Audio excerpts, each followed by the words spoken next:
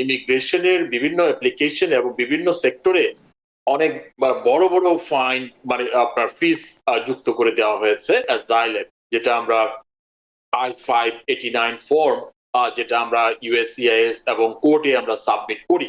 সেই ফর্মের এতদিন কোনো ফি ছিল না, এখনো নাই, আজকে পর্যন্ত নাই, কিন্তু এটাতে ফি আসবে $100, $100 করে ফি যুক্ত হবে। যারা হিউম্যানিটেরিয়ান প্যারোলে আমেরিকায় আসে, সেক্ষেত্রে যেটা প্যারোলের ফি ছিল $630, সেটিও $1000 ইনক্রিজ করবে। যারা এদেশে ভিজিট ভিসায় আসে, B1 B2 ভিসায় আসে, তাদেরকে তো একটা ফি দিতে হয়। সেই ফিটি বর্তমানে ধার্য করা হয়েছে $250। কোনো ব্যক্তি যদি ইমিগ্রেশন কোর্টে অ্যাবসেন্সিয়া অর্ডার ইস্যু করা হয় কোনো ব্যক্তির নামে, যে সে উপস্থিত হয়নি, সেক্ষেত্রে কিন্তু তাকে ডিপোর্টেশন অর্ডার প্লাস $5000 ফি যুক্ত করে দেওয়া হবে এখন থেকে। প্রেসিডেন্ট ট্রাম্পের বিগ বিউটিফুল বিল, এই বিলটিতে আমরা এর আগে যদি যে বিষয়গুলো নিয়ে কথা বলেছি, সেটি আর্থিক দিকগুলো নিয়ে কথা বলেছি, যে এই বিলে গরিব মানুষেরা যারা আমরা আছি তারা বিভিন্নভাবে ক্ষতিগ্রস্ত হব বা শুরু হয়ে গেছে। বিশেষ করে স্বাস্থ্যগত দিক থেকে যদি আমরা চিন্তা করি, মেডিকেইডের কথা, খাবারের দিক থেকে যদি স্ন্যাপ সুবিধা থেকে আমরা অনেকেই বঞ্চিত হব, প্রায় 7.6 মিলিয়ন মানুষ এখান থেকে বঞ্চিত হবে। তো সেটা তো আছেই। এর বাইরে ইমিগ্রেশনের দিক থেকেও আমরা যদি দেখি, তাহলে দেখা যাচ্ছে যে ইমিগ্রেশনের বিভিন্ন দিক বা বিভিন্ন ক্যাটাগরি যেগুলো রয়ে গেছে, সেক্ষেত্রেও এত বেশি পরিমাণ ফি বৃদ্ধি করা হয়েছে, সেগুলো সত্যি একেবারে উদ্বেগজনক। তো ইউএসসিআইএস এবং ডিএইচএস এর আওতায় নাগরিকত্ব, গ্রিন কার্ড আবেদন, কর্মসংস্থান ভিত্তিক ভিসা, ওয়ার্ক পারমিট, ইএডি ইত্যাদি বিভিন্ন ক্ষেত্রে এই ফি বৃদ্ধি করা হয়েছে। এই বিষয়টি নিয়ে আপনি সাথে বিস্তারিত আলোচনা জানতে চাইব আপনার কাছ থেকে, যে ভবিষ্যতে এটা ইমিগ্রেশনের উপরে কিভাবে প্রভাব ফেলবে এবং কেন এই ফিগুলো এত বৃদ্ধি করা হলো, কিসের প্রেক্ষিতে হলো, এবং এর ভবিষ্যতে প্রভাবটা কি পড়বে, কোনটা কি পরিমাণ বৃদ্ধি পেয়েছে সেটা আমরা কার্ডের মাধ্যমেও দেখতে পাবো। কোনোগুলো এত বৃদ্ধি পেয়েছে যে 50 টাকাটা 500 টাকা বৃদ্ধি পেয়েছে, এরকম আরও এরকম হয়েছে। তো এই বিষয়গুলো নিয়ে আপনার কাছে বিস্তারিত জানতে চাই, অ্যাটর্নি মাহফুজুর রহমান। ধন্যবাদ জানা ভাই। যেটা বিগ বিউটিফুল বিল, যেটা জুলাই 4, 2025 যেটা কার্যকর হয়েছে, এই বিলের মধ্যে এটা হয়তোবা অনেকেই জানে না এবং এটা মিডিয়াতেও সেভাবে আসেনি, যে খুবই অনেক চমকপ্রদ বলা যায়। ইমিগ্রেশনের বিভিন্ন অ্যাপ্লিকেশন এবং বিভিন্ন সেক্টরে অনেক বড় বড় ফাইন আপনার ফিস যুক্ত করে দেওয়া হয়েছে, যেগুলো কিনা অতি সত্বর যে কোনো সময় এটা কার্যকারিতা পাবে। অলরেডি ডিপার্টমেন্ট অফ জাস্টিস তাদের যে ফি ইনক্রিজের যেটা কার্যকারিতা, সেটা কিন্তু চালু করে দিয়েছে জুলাই 9 থেকে। আমরা ওয়েট করছি ইউএসসিআইএস এর নোটিফিকেশনের জন্য, কখন সেই তাদের যে ফি বৃদ্ধির যে নোটিফিকেশন, সেটা হয়তো বা খুব অতি সত্বরে চলে আসতে পারে। তো আমরা দেখি তাহলে কোন কোন বিষয়ে আসলে ওই বিলের মধ্যে যে আমরা ফি বৃদ্ধির আশঙ্কা করছি। ফার্স্ট অফ অল হচ্ছে অ্যাজাইলেম, যেটা আমরা I-589 ফর্ম, যেটা আমরা ইউএসসিআইএস এবং কোর্টে আমরা সাবমিট করি। সেই ফর্মের এতদিন কোনো ফি ছিল না, এখনো নাই, আজকে পর্যন্ত নাই, কিন্তু এটাতে ফি আসবে $100, $100 করে ফি যুক্ত হবে। এবং ইন্টারেস্টিংলি, আপনার অ্যাসাইলাম অ্যাপ্লিকেশনটি যত বছর পেন্ডিং থাকবে ইউএসসিআইএস অথবা আপনার কোর্টে, আপনাকে প্রতি বছর $100 করে ফি গুনতে হবে অ্যাসাইলাম অ্যাপ্লিকেশনের জন্য। এটা খুব একটা ইন্টারেস্টিং একটা ফি যুক্ত করেছে। এরপরে আসি যে সিট, যেটা special immigrant for juvenile status, যেটা আমরা I-360 ফর্ম সাবমিট করে পিটিশনটা ফাইল করি, সেই ফর্মে কোনো ফি ছিল না এতদিন পর্যন্ত। আমরা এই বিলের মাধ্যমে হয়তো আমরা $250 ফি প্রদান করতে হবে অতি সত্বর। এটা হয়তো বা এক সপ্তাহের মধ্যে ইউএসসিআইএস সেই নোটিফিকেশন জারি করে দিতে পারে। এরপরে আসি হচ্ছে দেখতে পাই যে আরো একটা ইন্টারেস্টিং ফি তারা যুক্ত করবে যদি কোনো ব্যক্তি যেটা সাউদার্ন বর্ডার হোক, নর্দার্ন বর্ডার হোক, কানাডা অথবা মেক্সিকো বর্ডার দিয়ে আমেরিকায় প্রবেশ করবে, তাকে সাথে সাথে কিন্তু $5,000 একটি ফি, মানে সীমান্তে আসবে অনুমতি ছাড়া যদি সীমান্তে ধরা পড়ে সেই ক্ষেত্রে। রাইট, হ্যাঁ, ইনভয়েস, মানে তা বলা যায় যারা বর্ডার হয়ে আসে তারা তো নিঃস্ব থাকে, আমার মনে হয় তাদেরকে ইনভয়েস ধরাই দেবে যে এটা তোমার ফি, তোমাকে এটা পে করতে হবে যারা মানে আনলফুলি দেশে প্রবেশ করবে। এটা একটা বড় ধরনের, ইভেন অ্যাজাইলাম সিকার হলেও কিন্তু তাকে ওই ফিটি প্রদান করতে হবে, কোনো এক্সেপশন রাখা হয়নি। এরপরে আরেকটি খুবই গুরুত্বপূর্ণ যেটা ফি ধার্য করা হয়েছে সেটা হচ্ছে অ্যাজাইলাম রিলেটেড, যেটা অ্যাজাইলাম যারা ফাইল করে আমরা যেটা 150 দিন পরে আমরা ওয়ার্ক পারমিট আবেদন করে থাকি, যেটা ইনিশিয়াল আবেদনের ক্ষেত্রে এতদিন কোনো ফি ছিল না, সেই ক্ষেত্রে আমরা $550 ফি আমরা আশা করব অতি সত্বর, যেটা ইনিশিয়াল আবেদনের ক্ষেত্রে। এবং রিনিউর ক্ষেত্রে ওইখানে রিনিউর ক্ষেত্রে আবার একটু কম হয়েছে ফিটা, সেটা হচ্ছে $275 ধার্য করেছে যারা কিনা পরবর্তীতে ফার্স্ট টাইম পাওয়ার পরে রিনিউ করবে। আর এরপরে আরেকটি যেটা ফি যেটা খুব মারাত্মকভাবে ইনক্রিজ করেছে সেটা হচ্ছে প্যারোল, যারা হিউম্যানিটেরিয়ান প্যারোলে আমেরিকায় আসে সেক্ষেত্রে যেটা প্যারোলের ফি ছিল $630, সেটিও $1,000 ইনক্রিজ করবে।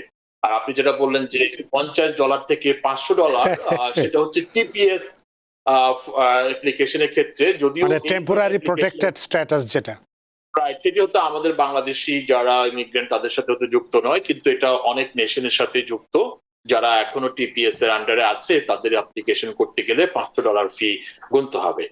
আর এরপরে আমরা দেখতে পাই যে আরেকটি ইন্টারেস্টিং প্রভিশন রেখেছে ফি এর ব্যাপারে, যেমন যারা এদেশে ভিজিট ভিসায় আসে, B1 B2 ভিসায় আসে, তাদেরকে তো একটা ফি দিতে হয়, সেই ফিটি বর্তমানে ধার্য করা হয়েছে $250।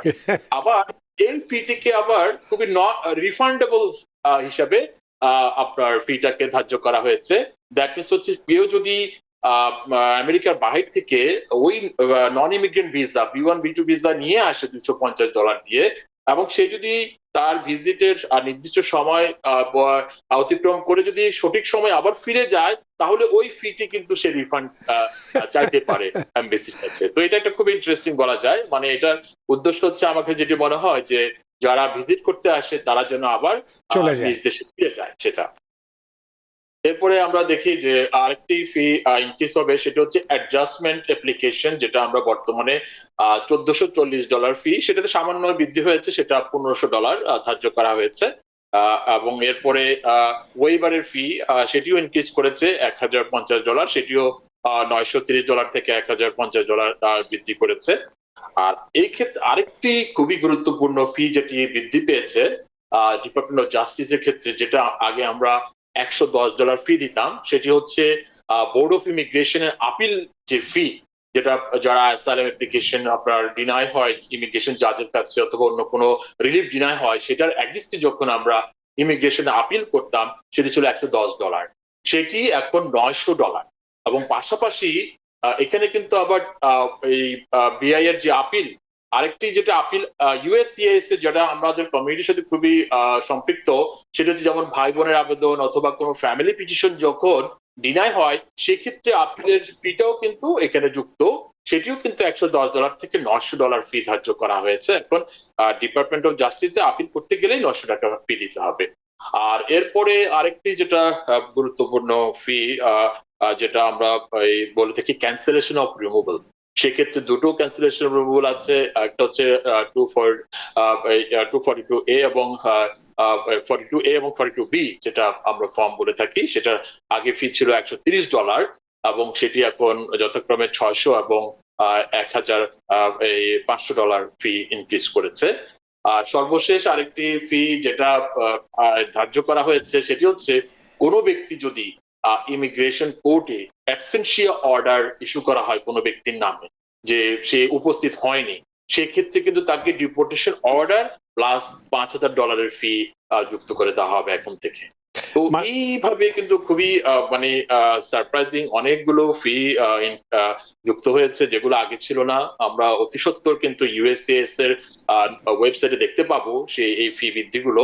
অলরেডি আমরা ডিপার্টমেন্ট অফ জাস্টিসের যে আপনার আপিলের যে ফি, সেটি কিন্তু অলরেডি তারা কার্যকর করা শুরু করে দিয়েছে। তো এক্ষেত্রে আপনি তো অনেকগুলি বললেন, এই গ্রিন কার্ড আবেদন ফি কি বেড়েছে? যেটা আগে 1140 ছিল সেটা কি 1500 হয়েছে? এটা 1500 হয়েছে, রাইট। হ্যাঁ, তার মানে গ্রিন কার্ড আবেদনও ফি হয়েছে, এবং যদি গ্রিন কার্ড না থাকে তাহলে $1500 করা হয়েছে, যেটা আগে $130 ছিল।